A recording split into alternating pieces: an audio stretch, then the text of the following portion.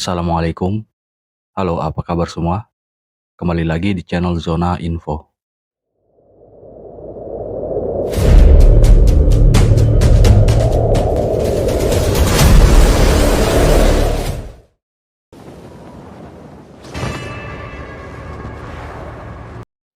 Cerita nyata yang diangkat menjadi sebuah film memang selalu menarik untuk ditonton.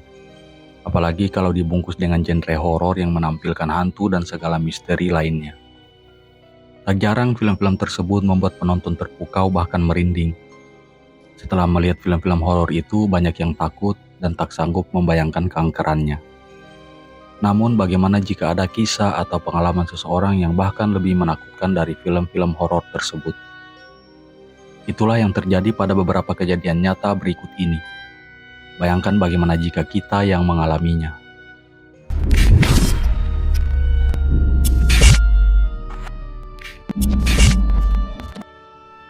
Mayat yang berada di bawah ranjang sudah sangat umum ditampilkan di film-film horor.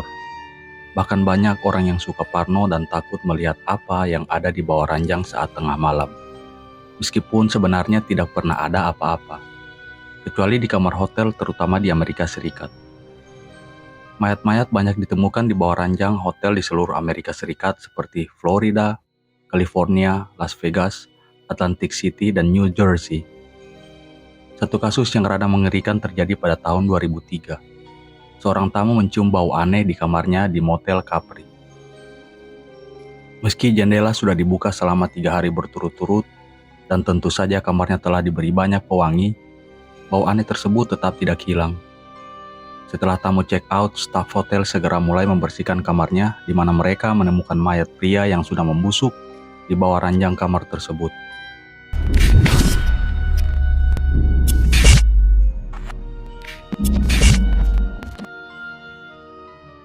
Pada Februari tahun 1959, sebuah kelompok pendaki gunung berkebangsaan Rusia tiba-tiba menghilang saat mendaki gunung.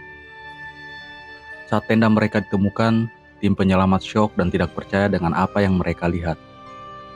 Mayat para pendaki sudah bergelimpangan di tanah dengan pakaian yang minim.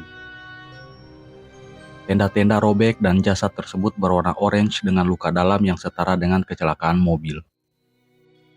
Lebih anehnya, tidak ada tanda-tanda perlawanan meski tubuh mereka ditemukan dalam keadaan tengkorak dan tulang rusuk yang patah. Bahkan seorang wanita ditemukan tanpa mata, lidah, dan beberapa bagian dari wajahnya. Ini jadi salah satu misteri Rusia yang paling lama. Memunculkan teori konspirasi yang beragam seperti militer yang menutup-nutupi, penampakan UFO, serangan manusia salju, sampai dampak radiasi uji coba senjata rahasia.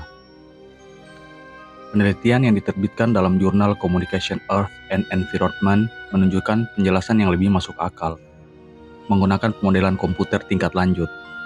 Mereka menyatakan bahwa longsoran dengan waktu yang tidak biasa membuat celaka nasib para pendaki gunung ini.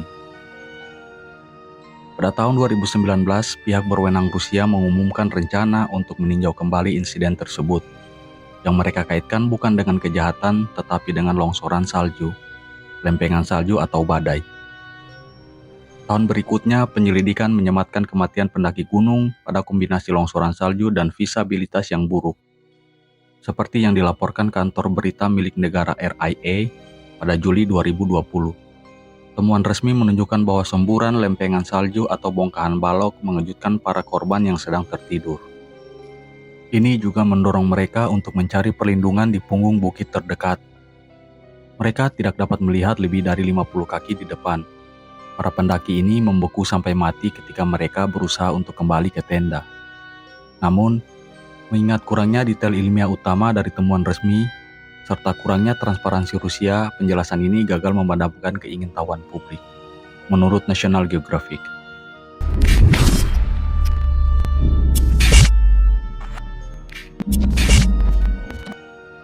Pada tanggal 12 September 2008, 2 buah kereta api saling tabrakan di Los Angeles menewaskan 25 orang. Salah satu penumpang yang tewas bernama Charles E. Peck yang sedang pergi menuju LA untuk wawancara pekerjaan. Dia sangat berharap bisa mendapatkan pekerjaan ini agar bisa menikahi tunangannya Andrea Katz yang tinggal di California.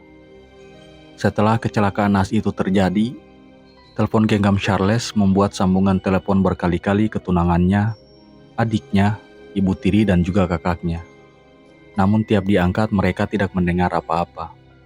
Dan ketika ditelepon balik, ternyata telepon genggamnya mati. Keluarga Charles hanya bisa berharap bahwa Charles selamat dan mencoba menelpon mereka untuk memberi kabar. Ketika regu penyelamat melacak sinyal telepon dari Charles, mereka menemukan tubuh Charles di bawah reruntuhan kereta.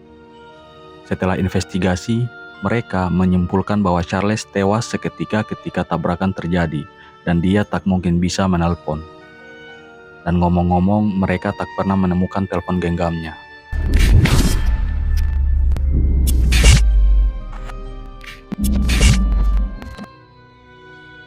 Tragedi ini terjadi di bulan Februari 2013.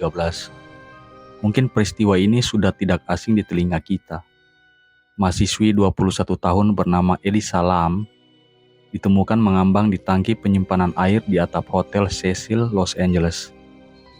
Jasadnya baru ditemukan oleh staf setelah banyak tamu hotel yang mengeluh bahwa air keran rasanya aneh.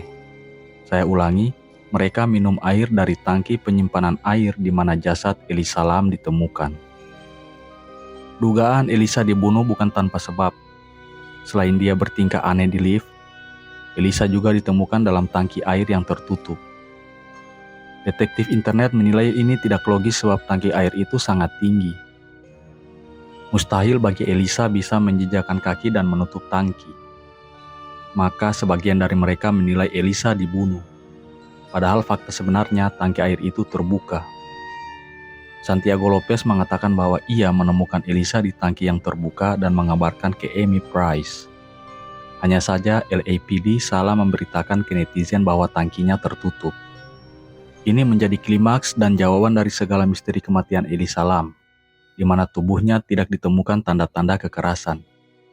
Jika tangki air terbuka, maka diduga Elisa memang tidak sengaja tercebur. Ia berlari ke atas menggunakan tangga darurat setelah berhalusinasi dikejar seseorang. Saat hendak bersembunyi di tangki, ia justru terperosok ke dalam dan membuatnya sulit bernapas. Ia diduga juga mengalami hipotermia. Pertanyaannya, bagaimana Elisa bisa mendapatkan akses ke atap di mana banyak alarm dipasang dan pintu untuk menuju atap dikunci?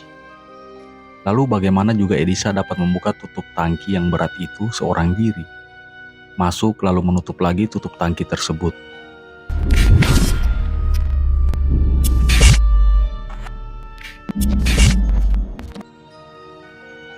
Kepolisian di Yunani Utara tengah melakukan penyelidikan terkait kematian seorang perempuan yang tanpa sengaja dikubur hidup-hidup. Insiden ini terjadi di kota Peraia, sebuah kota kecil yang berjarak 22 km dari Thessaloniki, kota utama di wilayah utara Yunani. Tak lama setelah keluarga perempuan itu meninggalkan pemakaman, penduduk dan sekelompok anak-anak yang berada tak jauh dari pemakaman itu dikabarkan mendengar suara perempuan minta tolong dari dalam makam itu. Mereka kemudian menelpon polisi dan mulai menggali makam itu untuk menyelamatkan perempuan tersebut. Sayangnya, upaya tersebut gagal dan perempuan berusia 45 tahun itu tewas karena kehabisan udara di dalam peti matinya.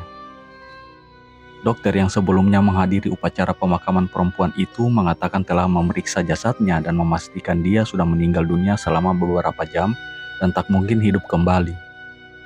Saya tak menduganya. Kami melakukan sejumlah tes termasuk tes kegagalan jantung, kata Chrissy Matsikodi, nama dokter itu kepada stasiun televisi Mega. Sangat tidak mungkin seseorang dengan kondisi itu berteriak dan memukuli peti mati dengan sedemikian keras, tambah Chrissy. Sementara itu, keluarga perempuan malang tersebut mempertimbangkan untuk mengajukan gugatan dan menuntut tanggung jawab para dokter yang merawat perempuan itu di sebuah klinik pengobatan kanker setempat. Ini tidak terjadi di abad pertengahan yang banyak menyuguhkan kisah-kisah horor seperti ini. Kasus ini terjadi di bulan September 2014. Jika kamu suka video seperti ini, jangan lupa like, subscribe, dan berikan komentarmu untuk membuat channel ini lebih dan lebih baik lagi ke depannya. Terima kasih sudah menemani kami sampai akhir. Tetap semangat and see you on the next video. Ciao.